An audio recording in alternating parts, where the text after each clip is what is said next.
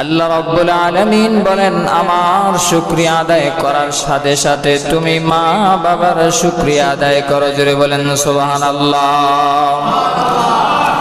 কারণ কি আমার ভাইরা, আল্লাহ রাব্বুল আলামিন তোমাকে সৃষ্টি করতে গিয়া পৃথিবীতে সবচাইতে বড় অবদান যেরকম আমার মাওলার, ঠিক তেমনি তোমাকে পৃথিবীতে লালন পালন করতে গিয়া সবচাইতে বেশি কষ্ট করেছে তোমার মা এবং বাবা।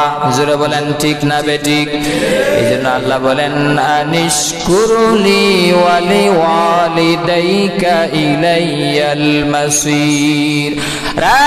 বান্দা বান্দিরা, আমার ইবাদতের পাশাপাশি, আমার কৃতজ্ঞতার পাশাপাশি তুমি তোমার মা বাবার সাথে সৎ ব্যবহার করো, মা বাবার সাথে শুকরিয়া আদায় করো, মা বাবার কৃতজ্ঞতা জ্ঞাপন করো। জোরে জোরে বলেন সুবহানাল্লাহ।